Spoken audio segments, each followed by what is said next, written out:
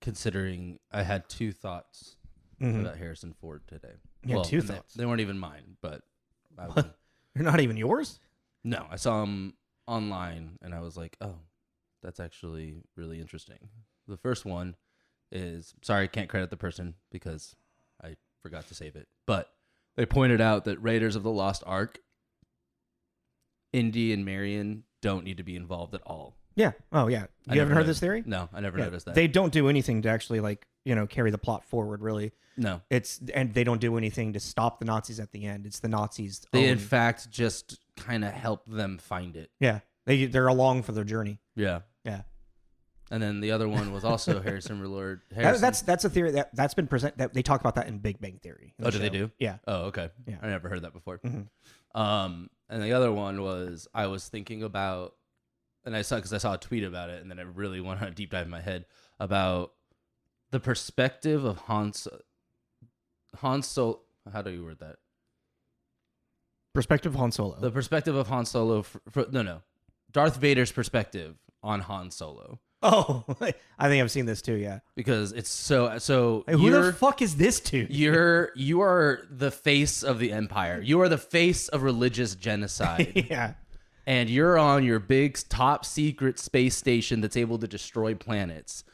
Here comes Cowboy and basically, what was it? The tweet said a modified 18-wheeler. Yeah. Who shows up to your doorstep. Not only that, but also has your son that you've been looking for the better part of 2 decades almost. Almost 2 decades. Almost 2 decades. He has your old master that fucked your shit up.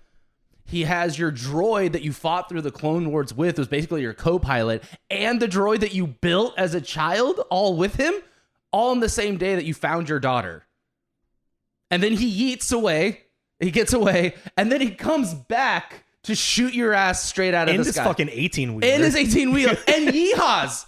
He yeehaws and shoots your ass out of... I'm not sure. Maybe a bigger Star Wars nerd could tell me, but I'm like, I feel like there is not enough lore of... Vader should have a serious beef with Han Solo. And maybe it's in one of the novels or something, but I was like, Han Solo is his arch nemesis. From that one afternoon. Like...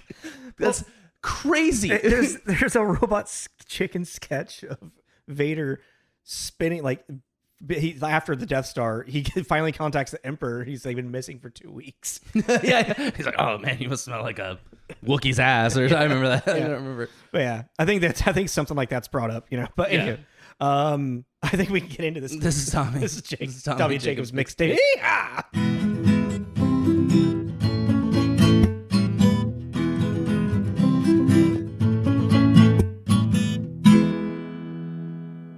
Why can't I just quit you? Welcome back, everybody. That's actually one of my favorite lines in the movie. It's it was turned into a joke, but yeah. Hi, everyone. Hello. Do you have your... Welcome back to TJ's Mixtape. I'm Tommy. That's Jacob. We are a movie review podcast. We talk about movies, who made them, who's in them, and talk about the theme and plot a little bit, and then give it a rating at the end. The rating is arbitrary, but it's a nice way to put a hold on or a stop on everything. But it's called a period. Before we get into that, we like to play a game. At the beginning of each episode, we like to at the end of each episode, we like to randomly generate 2 stars and then connect them via co-stars and other films they were in. If you listened to last week, you know. But if you didn't, it was Harrison Ford to Danny Glover. Or vice versa. Splitting hairs. Yeah. Mine's quite a journey, actually. Did you get a quick one at all? They're in a movie together. What? Witness. Oh, a movie I've never seen. What is it, 1992 or 89 or something? I had to look up Glover just because I was like, I really don't know his career that well. Yeah. Except for Lethal Weapon. Mm-hmm. So I was just, let's just get the ball rolling. I mean, it's Saw, Lethal Weapon, Color Purple. But it's like, I looked up and then I looked and I saw Harrison Ford on the cover of one of them and I was like, well, can't unsee that. Well, you ready for my long connection? That doesn't matter now. All right, so Danny Glover is in Lethal Weapon with Mel Gibson, who's in Conspiracy Theory with Julia Roberts, which that's a movie that I think would be fun just to sit down and watch together. Julia Roberts is in Eat, Pray, Love with Javier Bardem, who is in No Country for Old Men with Tommy Lee Jones, who's in The Fugitive with Harrison Ford. Yeah, you should look up the plot for Witness. Witness? Yeah. I mean, at another time. Are you looking up conspiracy theory right now? Mm-mm. Are you? Oh, you just want to? Do you want to just read it out? Brooke is assigned to guard Amish mother Rachel Lapp and her son Samuel, who witnessed a murder in the toilets at the Philadelphia station. However, the killers are after them, and the three must hide out in Lapp's community, where Brooke's aggressive, hard-bitten manner clashes with the gentler beliefs of the Amish. Is it a drama? It sounds like a comedy. I think it's like a crime comedy. Well, actually, under here is a thriller romance. But yeah, so it's Harrison Ford, Kelly McGillis, Lucas Haas, Viggo Mortensen. Oh, wild. And Danny Glover. Okay. I'm assuming Viggo Mortensen is the bad guy? No! Oh my god, he's Moses. He's one of the Amish. He's one of the Amish. He's one of them. He's one of them. Anyways. That sounds wild. Okay. So yeah, at the end of this episode, we'll randomly generate another pairing from connectthestars.xyz, which is the site we use. Big fans. And if you want to play along, play in the comments. Oi, oi, oi. All right. But into the episode. Happy Pride. Yeah, Happy Pride. I was just about to say. We're doing 2 queer movies We're doing 2 bummer queer movies. Are they? I don't know anything about Color. I was watching this and I was like, oh, this is just getting sad Pride. Sad Pride. Well, why not? They're also, I mean, I really like Brokeback Mountain. Like, this is like, out of like dramas, maybe my favorite. I was kind of blown away about how everybody talks about Heath Ledger's acting chops with the Joker. And I'm like, right? I know. Have y'all seen Brokeback Mountain? Like, well, let's rewind real quick. What we like to do. I'd already seen it. Like I said, I just said, it's one of my favorite dramas. Like, if you were to separate genre, like, this is definitely like up there as one of my favorite drama movies of all time. Did you like it? Yes and no. Yeah? Yeah. What was the yes and what was the no? Yes, because it was shot beautifully, and it's Beautifully really shot. Beautiful movie, just like from an aesthetic standpoint. But the character, the situation that they're in, obviously. I didn't know it was a period piece. I didn't realize it took place. I thought it was like more a modern day. Oh no, yeah, it's like 60s going into 80s. I didn't realize that. Which that immediately I was like, okay, well that really changes the narrative for me. Because of the time period. Because now it is a truly forbidden love type. Yeah, and there was just, I don't know, just a lot of the situation. There was just, and I think that's kind of the point. That's part of the drama and the tragedy behind it. They just were making decisions that I was just like, you guys are terrible at this secret love affair thing. 100%, yeah. But I thought it was really well acted. Even like when I was doing the reviews too, Heath Ledger really was the one that was standing out to the critics and everything. And I think it was probably because of the fact that he had such a pretty boy demeanor.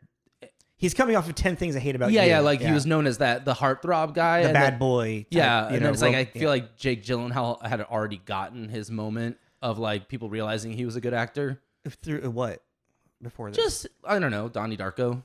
Like, okay, yeah. That was pretty... Because Jarhead comes out the same year as this. That was crazy to me. I was like, wow, he had 2 back-to-back really intense dramas. That's pretty cool. 'Cause Jarhead's great. I mean... I've never seen Jarhead, but he's in the brother one. Brothers. Yeah. With Tobey Maguire. Yeah.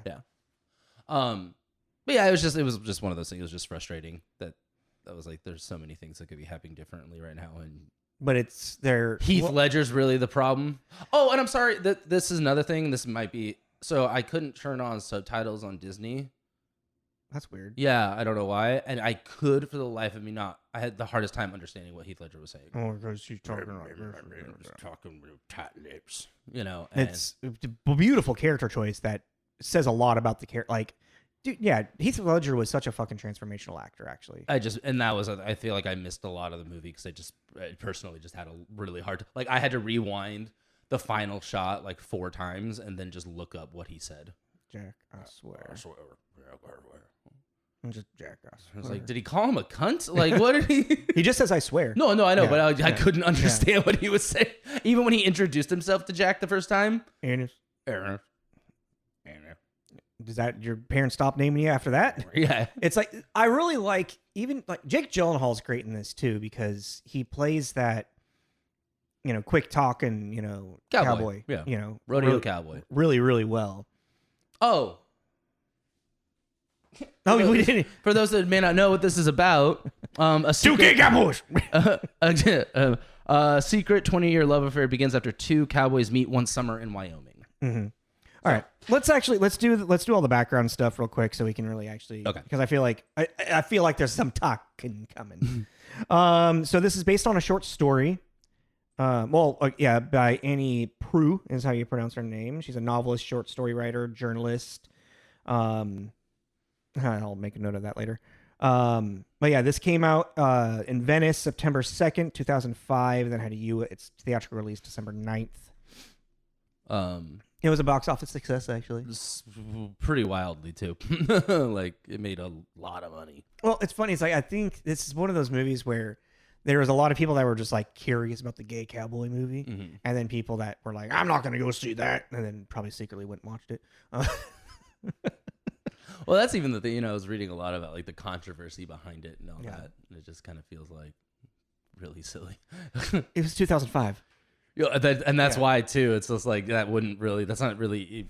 I mean, obviously in certain circles, but as widespread as it is, like it from this period, it's like having gay media be so mainstream in 2005 was freaking. I mean, it's the beginning of the turning point for it to be just kind of like it's there. But well, yeah, and I was reading this was like a one of the first like really big produced queer stories from a major studio kind of thing, which I was like, and it all comes down to directed by Ang Lee. Yeah, which is kind of crazy too. Like, because it's weird. It's like, I actually didn't realize how much of a breadth of directing stuff he's done. Because obviously I knew Crouching Tiger, Hidden Dragon. I knew of Hulk, the Eric Bana one. Yeah. But I didn't know that he also directed like Sense and Sensibility in the early 90s, mid 90s. And he also directed another one of my favorite dramas, The Ice Storm. Oh yeah. And then he also directed more recently that I could pull off there was Life of Pi, which I heard is kind of a mixed bag. Well, then the last one was Gemini Man that got really really panned. I think that was because of Will Smith more than anything though. No, it was just a weird story. Yeah. It might be wonderfully directed, just like, the story just may not be that good. Well, because is it just him? Yeah, it is. I was thinking about that. What was that one he did with this kid? Which one? The futuristic thing. I don't remember the name of it. Yeah, that one was panned really bad. Yeah. What the hell's that kid's name? Jaden. Yeah. Jaden. Yeah. Yeah. Ang Lee, he's an absolutely phenomenal director. He's is he Japanese or Chinese? He's Chinese? He's okay.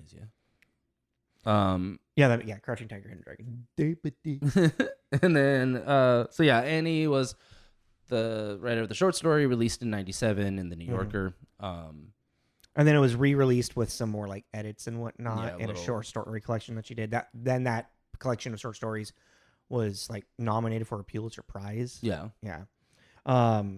She has a interesting thing about fan fictions being sent to her about this story. Mm-hmm. And it's like people like writing like edits to like how the story should have ended, how they should have been together type of shit. And she's like, can you guys fucking stop? Yeah. It's real misery. I'm not going to like applaud you. Oh my God, you fixed my story. This is what they're looking for. Yeah. And it's like, just accept the story for what it is. Like that I wrote a forbidden love tragic story about two cowboys that happen to fall in love. Yeah. Yeah. And it made me kind of think about sometimes when we do that edit thing at the end, now it's like, maybe we should, I don't know. We're doing it just for fun, but we're not trying to tell them that. Like, this is how you should have fucking done it. Well, actually, we have a couple of times. Dylan Dog, for damn sure. Well, yeah. I mean, I'm going to continue doing it. Because I have accepted the fact that it is done and it is not going to be changed. But it is fun to go, well, they could have changed it. Mm-hmm. So then we got our two screenwriters who are writing duo at the time. Larry McMurty and Diana Ossana. Things that I saw that they wrote together was, well, they started writing together, it looks like, on Streaks of Laredo, which is a TV show. Did a movie called Joe Bell. I don't know. They didn't really have a lot of stuff that stuck out to me that I've seen. I mean, Joe Bell was the only one because Mark Wahlberg was in it. Oh, yeah, yeah. And it's like the dad stands up against his bullying for his son and walks across this nation to make a statement. It's like, okay, Mark. Marky Mark. Okay, Marky Mark. He would not want to hang out with us. But yeah. And then we got starring our two lead stars, Heath Ledger playing Ennis, Jake Gyllenhaal playing Jack Twist. I like that. I like his name a lot. Yeah, I do too. And then we have kind of a lot of people, actually. Yeah. Well, I mean, Michelle Williams plays Alma, Ennis's Is this where they met? wife. Yeah. Okay. Mm-hmm. Anne Hathaway plays Lorene, Jack Twist's wife. And then quick shout outs to like Randy Quaid. Mm-hmm.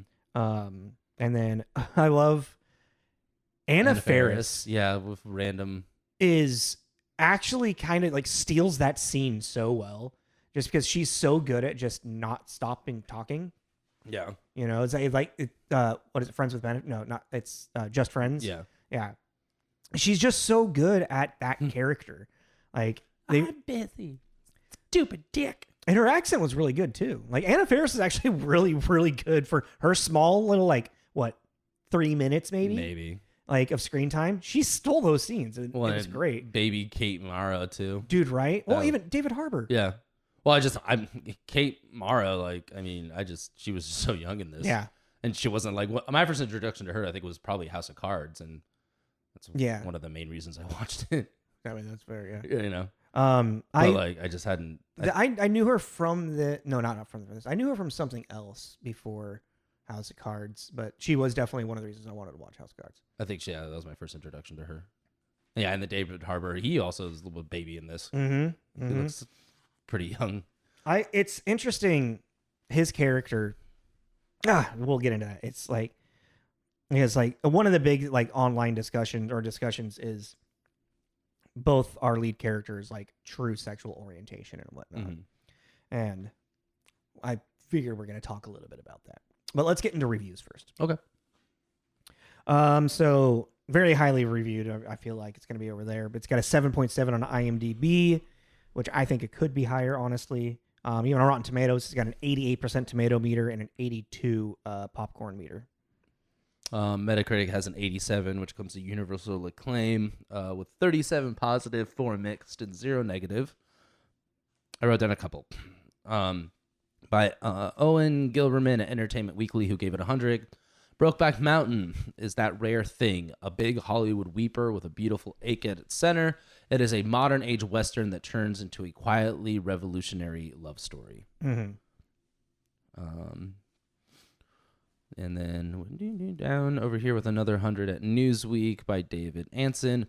There's neither coyness nor self-importance in Brokeback Mountain. Just close, compassionate observation, deeply committed performances, a bone-deep feeling for hard-scrabble Western lives. Excuse me. Few films have captured so accurately the dissociation of frustrated, repressed passion. Ooh, I like that. And then Ebert liked it. He gave it 100. Imagine that. Brokeback Mountain has been described as a gay cowboy movie, which is a cruel simplification. I love that. It is the story of a time and a place where two men were forced to deny the only great passion either one will ever feel. Their tragedy is universal. Mm-hmm. And then this mixed made me laugh. Sorry, gotta really go. There it is. Who was it? At Slate, yeah. David Ellison at Slate, who gave it 60. Brokeback Mountain could use a little bit more of it, by which I mean more sweat and other bodily fluids. Ang Lee's formalism is so extreme that it's often laughable, and the sex is depicted as a holy union. Gay love has never been so sacred. I want it to look sloppy. Yeah, basically. And then another mixed by Michael Strago at Baltimore Sun. Romanticism fights stoicism to a draw, and the movie grows ever more static too. Down to the quasi-ambitious hate crime finish, Brokeback Mountain comes as close to being a still life as you can get with human characters. That's actually that's a bit of a question there, actually. Was that that's, so spoiler if you haven't seen it, Jack Twist is ended up as a dead. But we don't actually, we get the story of the accident that happened. Ennis then projects the idea in his head of what he knew of in his past when he was a kid. So we as the audience really don't know how Jack Twist actually died. What does she say? How did she say he died again? A tire exploded in his face? More or less, yeah. Tire. And then the hubcap smashed him? Mm-hmm. Tire iron. Oh, and then knocked him out, and then he basically choked on his own blood is the idea. Mm-hmm. But whilst Ennis is imagining because of his trauma when he was a kid. Yes. Yeah, that's one of those things, though. It's like you can't really lean into the hate crime thing actually being real. It could be. It could be. No, it could be. Mm-hmm. But Ennis is already such a tortured character about this and is so concerned with it way more than Jack really ever was. Mm-hmm. So that is very much his projection on the situation. Yeah. The smart thing, even for Ennis to do, is to believe that he died the way he did die, or allegedly died. Yeah. You know, like I don't think the hate crime thing happened. I feel like Jack was too careful at that point. I don't know. I think Jack had been getting a little reckless because he had gone into Mexico and, you know, done with a prostitute, sex worker, sorry. And he had now started doing what he wanted with Ennis with David Harbour's character. You know? Yeah. I think it was getting around town. And even like Lorene, how she kind of has like her quiet breakdown over the phone. Like that, because she kind of knows. She kind of, yeah. And she's leaning into the narrative like maybe, you know, just like we're telling this story so then we can protect who he his reputation. Yeah. Yeah, you know. Yeah. It's very open to interpretation, and I think this is the best version of leaving stuff for open to interpretation. As opposed to, you know, leaving the top spinning at the end of Inception. I did see that Michael Caine finally explained that. Of the top? Generally speaking, in Inception, if he's in the scene, it's real. If he's not in the scene, it's not. Huh? If he's in the scene, that is reality. Who's in the scene? If Michael Caine's character's in the scene. Okay. Then it's reality. If he's not, then it's a dream. Like. Is Michael Caine in that scene? He is at the very end. Yes, he's the one that walks into the. Yeah, he's in that scene. So that's reality. Okay, that's what I saw him on stage talking about. I mean, that might be just him. Be like, this is my logic as. I think he said he was told. Oh, I think that's by Nolan. Oh, interesting. I think he was told that's like he is a physical anchor. Yeah, for the reality versus non-reality. Okay. But anyway, sorry. Yeah. Anyways, that's that's neither not, near or there. This isn't this ending doesn't feel like, oh shit, I don't know how to end it, so let's leave it up to the. It's ended. Yeah. It's not very cathartic feeling. It doesn't feel very nice, but it does end. Well, man. Okay, well, and that's the thing. It's like I think it is a little important to distinguish these characters' sexual orientation, in a sense of like the placement of this reality of time period as well. Is I think Jack truly is a closeted homosexual, and Ennis, I think Jack is the only man that he would ever do this with. Yeah, but I also think I was thinking that too. I think that's why Ennis is so torn up about it too. Yeah, exactly. He's very confused about that. Like when they part ways and he has that breakdown. Yeah, exactly. He is feeling he's a very confused man. Yeah, and he's like, how could I feel this way for a man? Yeah. And that's also why it makes sense too, where Jack is very open to the idea of going off and starting a life together. Yeah, Ennis is very opposed to it. Yeah, he's like, no, you don't understand. And because of that trauma that he had from his father, showing, you know, It's like him talking about that is very clear that his dad was saying, if you're queer, this is what's going to happen to you. Well, and I just also felt like Ennis was the one to really instigate the throes of passion moments more. After the first interaction. Yeah. The first sexual interaction.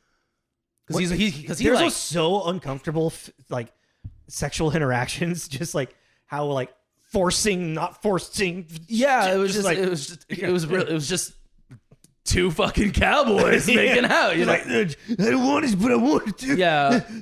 Ennis felt like and that I think that's also why I didn't really read didn't read any of the Heath Ledger specific ones, but I think it's because Heath Ledger, out of the two, they both acted really, really well. From a writing standpoint, Ennis's character is more interesting because people, not in a cruel way, but people like to watch people in throes of uncomfortability. Well, and it's watching people cope, basically. Cope, or it's the dealing with a problem.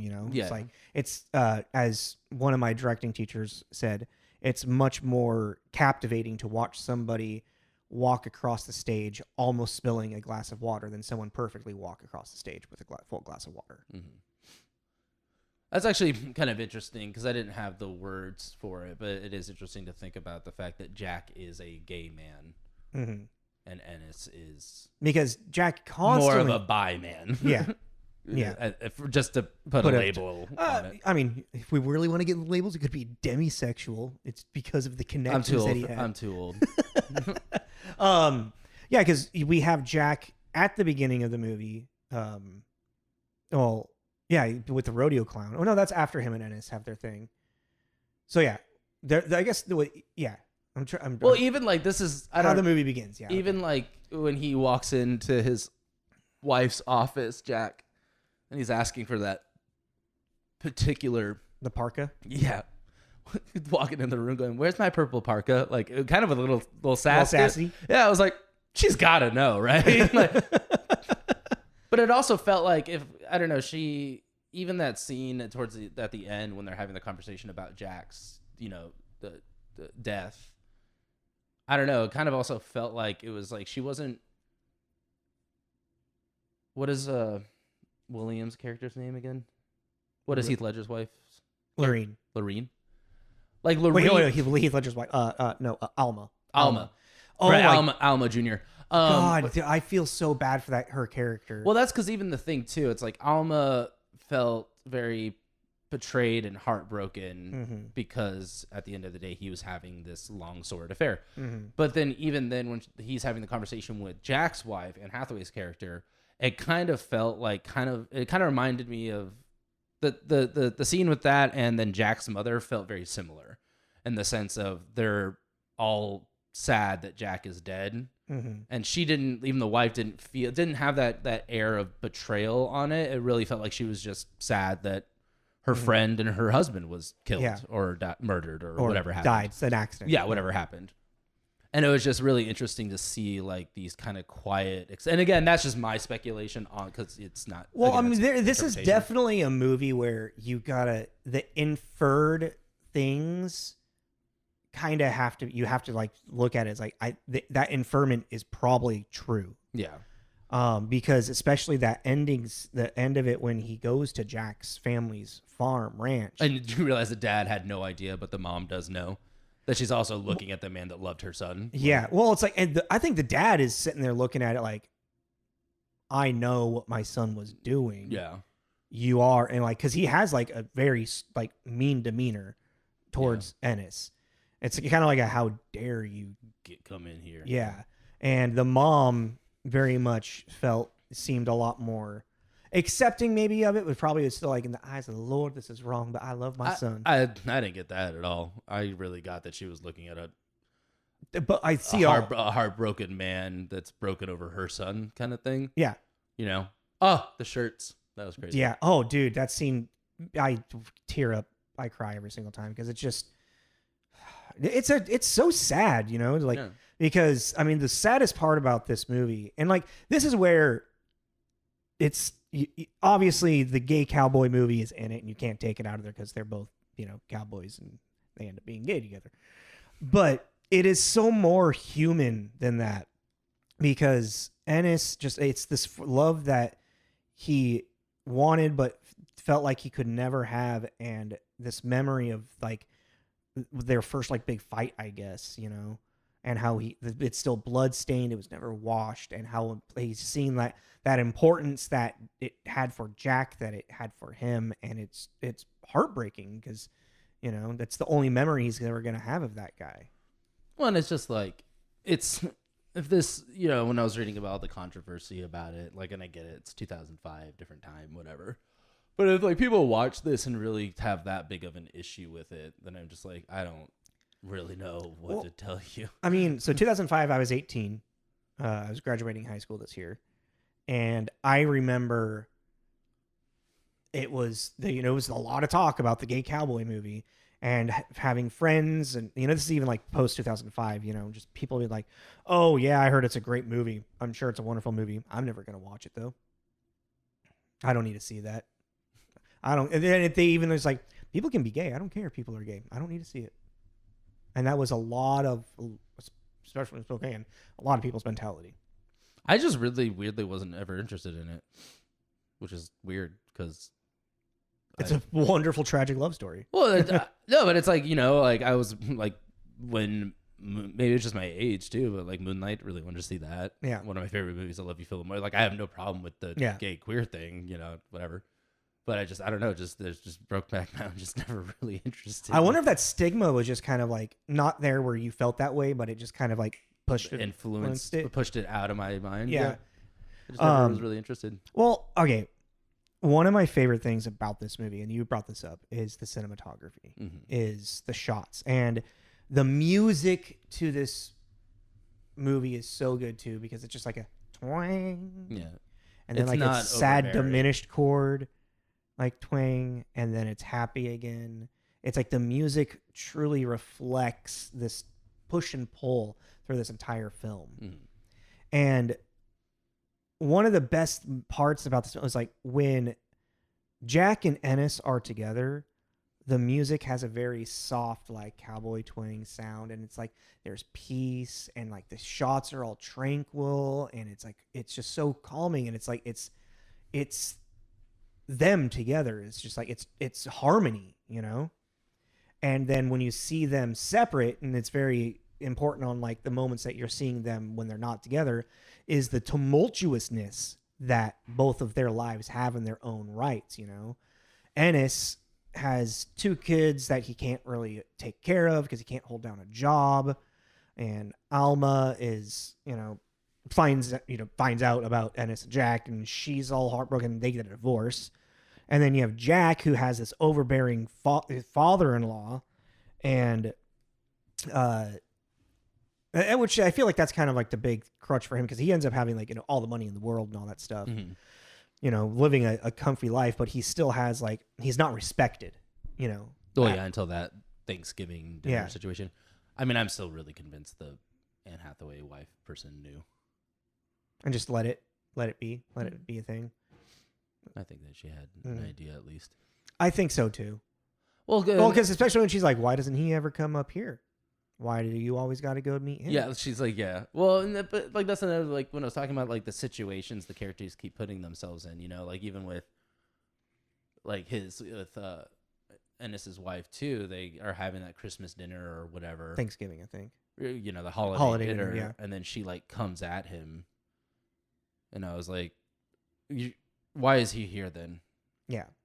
If you're clearly you're remarried, obviously, to that, which I saw that coming pretty quick, but. Like, if you're that upset about this still, then I would go ahead and have some healthy separation from this person that broke your... Like, granted, you're allowed to feel this way. He cheated on you. I was thinking about, like, why was he there? And I kind of... It's one of those... You kind of have to, like, maybe force a narrative in there. Well, no, I think the daughters were the like, kids. Yeah. And they're like, Mom, he has no one. Yeah, and it's like, yeah, but that's one of those things. As a parent, it's like, I'm sorry, that's not going to happen. I'll explain to you when you're older, or you'll understand when you're older. Yeah.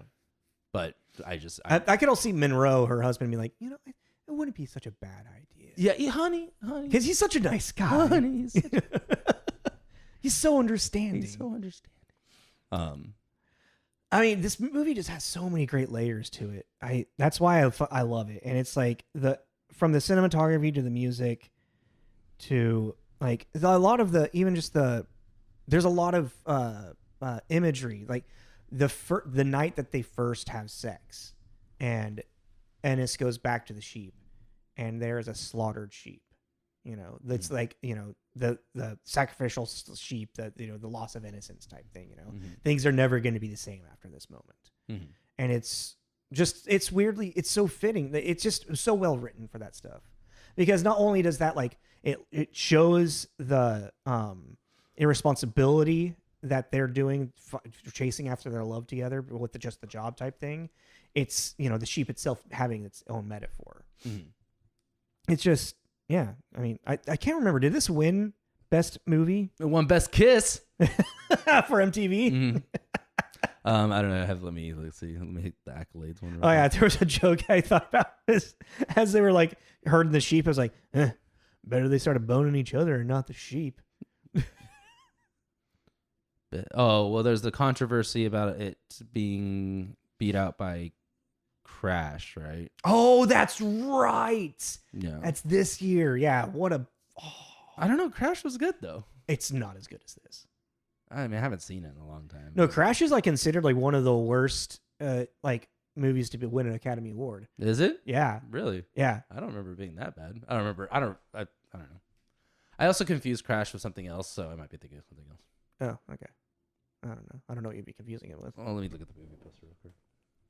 Maybe I'm thinking about something entirely different. Like Crash is like an accident that brings like multiple people's lives together type thing. Oh yeah, I'm thinking of something else. What am I thinking of? Are you thinking of the James Spader one where he wants to have sex with people that are in car accidents? What? That's called Crash. That's a wild movie. I haven't seen it, but I've read a lot about it. I don't remember. I don't know what I'm thinking of. That's fair. Anyways. But yeah. Best Kiss. Oh, Nice. that's what I was right. I was looking at the accolades. Main article, list of accolades by total 85 awards and 137 nominations. Nice. So Academy Award, Best Director. Okay. Yeah, that makes sense. God, yeah. Best Adapted Screenplay. Okay. And Original Score. Yeah. No. All the things I was complimenting right there. Everyone was nominated. That makes sense. Yeah. But I was like Jake and Heath. Well, even Michelle too. That makes sense. She was great in it. It's actually the one time I've. Never mind. That's mean. That you've liked Michelle Williams. Yeah, this is the one time she didn't drive me nuts. It's just you haven't. I don't think you've seen that right thing. It's the same thing with what's his fucking face. What do you mean? What's his name? Ken. Ken. Blade Runner. Oh, Ryan Gosling. Yeah. Dude drives me nuts. That's funny. They were in a movie together called Drive. Oh no, that's Carey Mulligan. Yeah. And I get them confused. Yeah, I was like, you do that a lot. I feel like only a couple weeks ago you were talking about how you get them confused. Yeah. I mean, yeah, I don't know. Whenever I think of Michelle, a lot of the time just think of Venom at this point. And that's fair. I mean, she's just not a well-written character in that as well. Michelle Williams is a great actress. I really like Venom because I just like watching Tom Hardy crash out. Yeah. Speaking of Tom Hardy crashing out. He's in trouble. Is he? Mm-hmm. Can you talk about it quickly? Palestine, Israel stuff. Oh, okay. Nah, I don't care. He said some things that were just like, whoopsies. He's allowed to have his opinion. I always I regularly forget that Anne Hathaway's in this movie. Like she's a pivotal character, but she's not really in it that much. Like Alma. Lene pointed out that every scene that you see her in, she just gets blonder and blonder. Yeah. She's like this weird, which I was like, oh yeah, she does. Which actually kind of makes sense though too, being the country girl going from the 60s into the 80s. You know, there was definitely. And how big her hair got. Yeah. Reminded me a little Dolly over there. Exactly. I was like, that was around the time Dolly Parton, the queen of country. No, I mean, then that's even the thing too, is like with this movie being such everyone, there is so little, not little, there's such minimal dialogue that a lot of the driving force is just the physicality acting, and everyone did a really good job. Anne Hathaway did a great job. Even Randy. Oh yeah, Randy Quaid, when he walks back into the office and the level of disgust that he has, and he doesn't call him any slurs. You can tell he's thinking it. I don't have any work for you. Yeah, he's thinking some pretty horrendous shit. But there's like this kind of weird like Southern hospitality, like politeness that they got going on. Did you see the sign that was on this door? Like trespassers will be shot. If breathing will be shot again or something. I mean, I really like Randy Quaid a lot. He's such an interesting actor. He is. It's an interesting role for him because he generally does a lot more he's generally more of comedic. Known for his comedic abilities, Well, what made me really upset was Ice Harvest. He's the bad guy in that. And he's just really, you think of him as Cousin Eddie, yeah. But then you shitter's full, and then put him in a mobster role, and it's like, in a different world, he could have played Kingpin. You know what I mean? When you're talking about physicality and the quietness, there's one specific moment because I feel like Jake Gyllenhaal, he obviously does a great job, but you don't really see the torment that Jack is going through a whole lot. It's a lot more in quick actions that he has. But that's the thing, is I don't think Jack is really going through as much torment because he seems to be fine because of what you said. Like you said, he's a closeted man and he's very much accepted this reality. His torment comes when he's actually with Ennis and is fighting against Ennis's shit. Well, and one of my favorite moments with Jake in this is when he hears about the divorce, and the first thing he does is drive down to Ennis's little house, and Ennis has got his 2 daughters, and Jack's like, well, is that what this? And Ennis is like, no.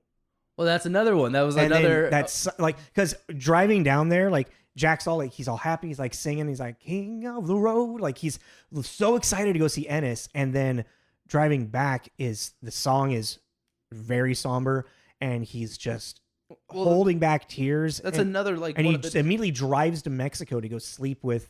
Well, that's another one of those decision things. You know what I mean? I was like, everybody just keeps making decisions that are just not. Yeah, he got divorced from his wife. That doesn't mean anything. How about you have a conversation first to have one of your little. It's Jack really wants you to just go run away together. Well, yeah, but also it's dude, how uncouth is that? He just got divorced from the mother of his children.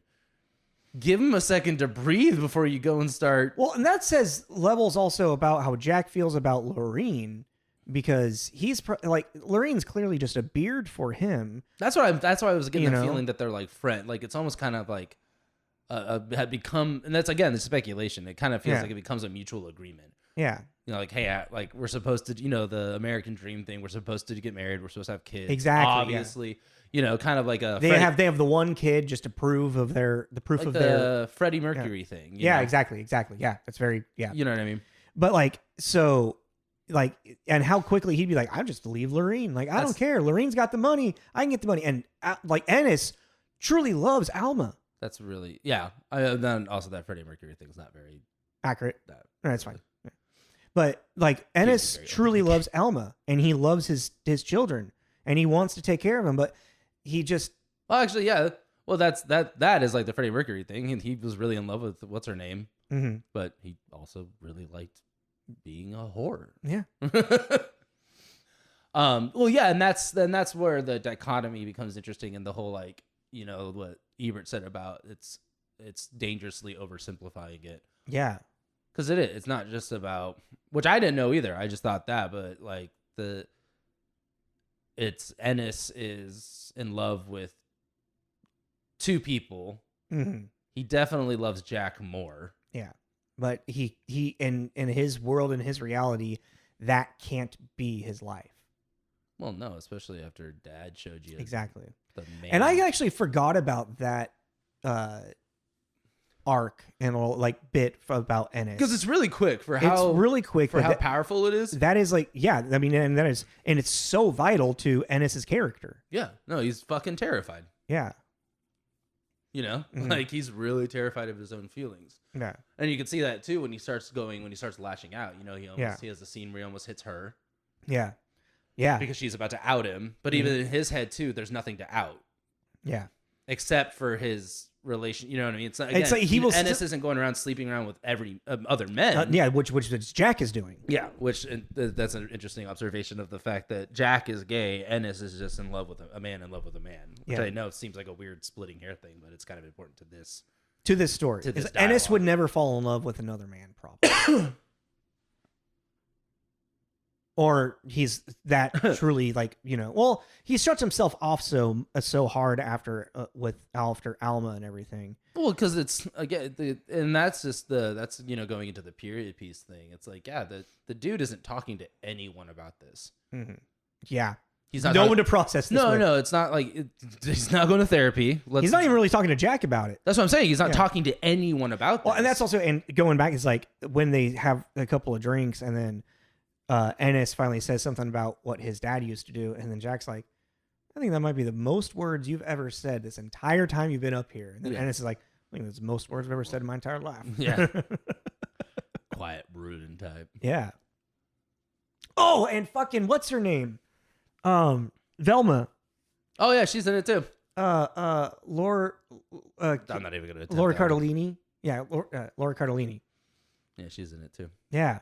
Oh man, what is the even which she has her kind of crash out with him? Yeah. What is the dialogue? I'm totally blanking now. Like what she says or what he says? Well, her mic drop of like, oh, I didn't fall in love because women don't fall in love with a man because they're fun to be with, or something like that. Yeah, I was really confused by that statement. I was like, I think it was because he's quiet. Is that what you're following? She likes the quiet brooding type. I think it's also like real Marlboro man. Yeah, and I think there's also a sense of like there's a mysteriousness about him, but like you get him to be with you, he's gonna like care for you. Like he cared for Alma to the best of his ability. Yeah. Like yeah, and we'll do that. I don't know. Yeah. Great movie.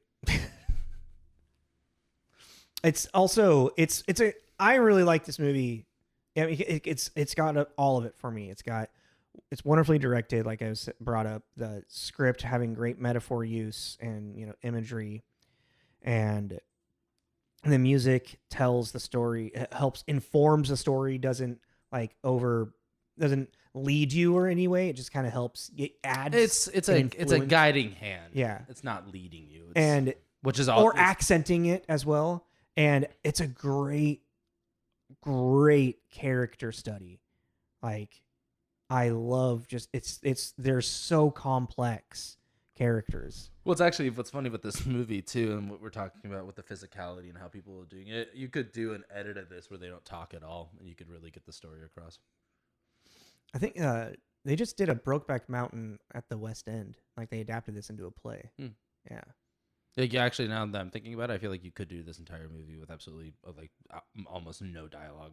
Probably. It's already pretty close. Very. Yeah.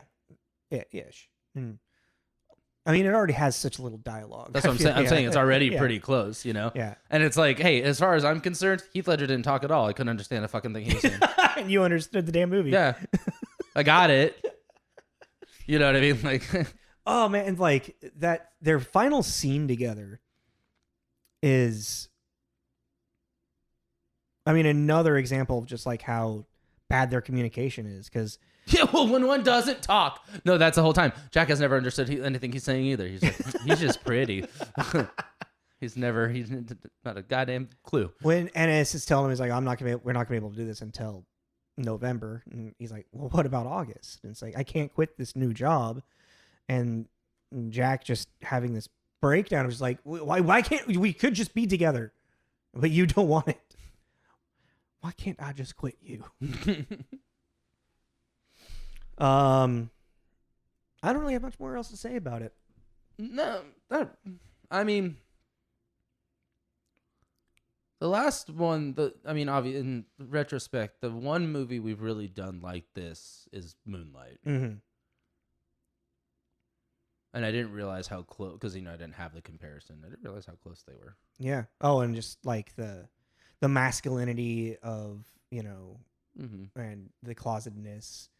Well, and then not only it's like this double thing, especially when you're talking about it now or even back then too, and just culturally, societally, where you are and everything. It's like just in general, just as cowboys too, that as these men. Let's take out the homosexuality for a second. Just as men, what I was just saying. It's like Heath Ledger's character Ennis is not talking to anyone about any of this. Ever. Yeah. The most he's having is like really weird, awkward kind of fights with his wife, but they're not talking about anything either. Yeah. There's no communication happening at all. And then she withers away and dies basically out of spite and anger about what she saw because he couldn't wait. Again, terrible at having an affair. You walk out the door and start making out with him. Like, that was great. That was a crazy move. I get it. Passion. But come on. Like, Kuth too. Well, I love also one of those reviewers, they brought up like how the passion boils up to the point where they can't contain it anymore. And like you see that happen like outside of even like them together, like when Ennis just starts that fight with that dude in the truck. Well, yeah, and then that was him. That felt like his character showing a lot of self-loathing. That was almost like kind of.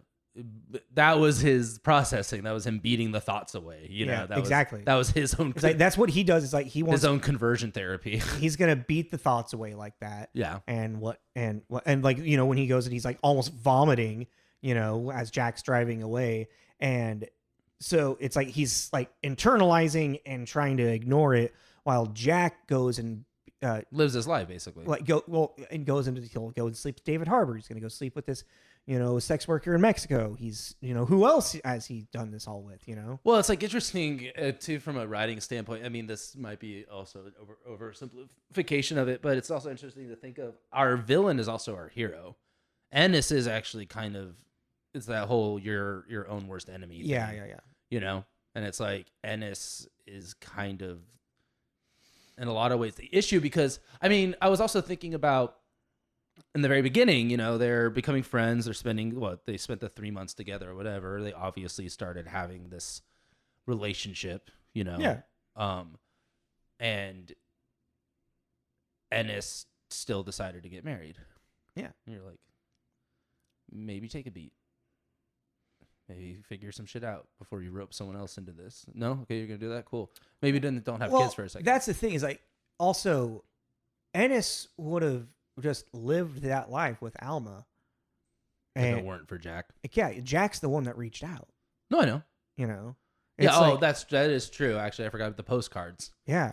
Like he was Ennis was fine. Like it was like I had that one weird summer up in Brokeback Mountain. That's true. That is actually a good point. Yeah, it was just like, yeah. And then all of a sudden he hears time in my 20s or whatever. He hears from Jack again and all of those feelings that he's suppressed or not even suppressed. That's actually not even fair to say too. It's like because they do a good job of showing him and her really getting along together and really enjoying, and then here comes fucking Jackie boy. It's like a drug. It's like heroin. And it's just like these feelings that I've never I've never been I've never made a connection with someone like this before. It's like never had a high like this before type thing. And because like when he's sitting there waiting for Jack, he's literally, like a kid waiting for Santa Claus. Yeah, he's like giddy. He's like, but he's trying to hide. He's like drinking, smoking. He's like, hey, what if he does show up? And then takes Jack forever, and he finally does show up. And the first thing that Ennis does is fucking throw him to the wall and start making out with him. Because because Jack isn't aware if Ennis is gonna have these feelings still. Yeah. Jack's like, yeah, we'll meet up. Old time sake. Yeah, let's talk. We'll see what we remember about Brokeback Mountain together. And boom, immediately, Ennis just kisses him. It's that just can't contain that passion anymore. Yeah, that's fair. It's a great movie. It's a great fucking movie.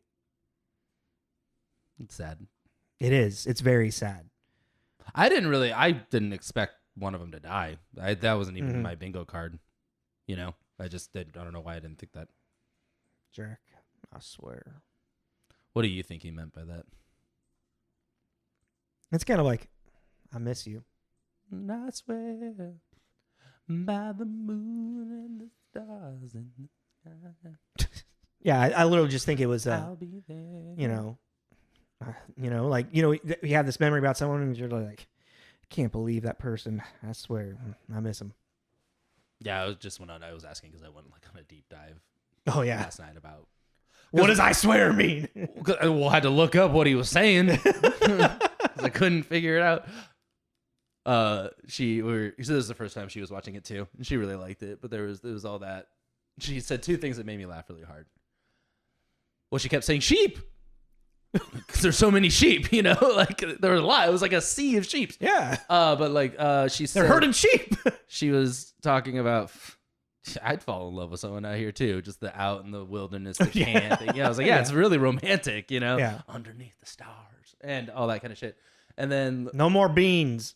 I'm sorry. Yeah. Oh shit. What was the other one? Anyways. Oh yeah. So, towards the end, when everything kind of started like really spiraling out, she's like, "Can we just go back to Wyoming and just be out in the fields again? Because that was nice. Like that was much nicer than this." But then it's not a compelling story. I know. She was just being silly. I know. All right. What do you want to give it? We really got to make a spreadsheet. I mean, you got it all. No, I know, but then I got to go. I mean, I need a quick little. I will start doing that at some point. I mean, I'm down for a 5 in my opinion. Really? Yeah. I'm with Ebert, dude. 100 out of 100. I think this movie's fucking great. I don't have a. I can't give you a single thing that it's like. I can't only in the sense of what I was saying about the characters making poor decisions, but that also just makes them feel human because humans make terrible decisions. Exactly. On the well, and that's also if you have them, those terrible decisions is what drives this narrative forward. Yeah. You know, that's true. Like this is a damn near perfect movie in my opinion. All right. We'll give it a 5. So that's crazy. 2 of the like pride queer movies that we've done, 5 out of 5. I think you're gonna really like. Blue is the warmest color. Yeah. So we'll get that point. Anyways, we're gonna another sad queer movie, but this time lesbians. I remember correctly. I haven't seen it long. Yeah, I got that confirmed with me the other day. But yeah, blue is the warmest color. My suggestion because he hasn't seen it, and you have. Yes.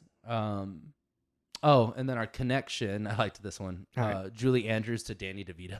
Oh, whoa, that's crazy. We got to go old school. Yeah. All right. Oh man, I can't even. What have I seen with Julie Andrews other than Mary Poppins? Wait, no, Julie Andrews is Mary Poppins, right? Yeah, right. Isn't she? She's Mary Poppins, right? Right? I thought so. Right? Oh, now you're making me second guess it. Yeah, she is Mary Poppins. Okay. I was like, I think Sound of Music, Mary Poppins. Yeah, the Julie Andrews. Yeah. Is she still alive? I don't think so. Holy shit. She is? Whoa. 90 years old, born in 1935. Damn, girl. All right. She looks pretty good, too. I bet. All right. Yeah, so that was Brokeback Mountain, episode 298, which we gave a 5 out of 5. Join us next week for Blue is the Warmest Color. I have a really hard time with that title. It is. It doesn't feel like a thing. It feels like it should be the warmest color is blue. I don't know why. It's the blue is the warmest color. I have a hard time with the beginning of it. I feel like having a color associated with a sensation sometimes is kind of just hard to remember as a title. I don't know. It's just weird. Anyway, follow us on Instagram and Facebook. That's where you see all of our promos. All our promos are a Linktree. Send a friend if they like. We want to talk to us. Talk to the movie. Talk about movies. Do we? 1, 2. She has like 8 kids. Wow. I'm kidding. She's like 6 still. Oh. Yeah. This is Tommy. This is Jacob. This is Tommy Jacobs Mixtape. Bye. I just can't quit. I wish I could quit you.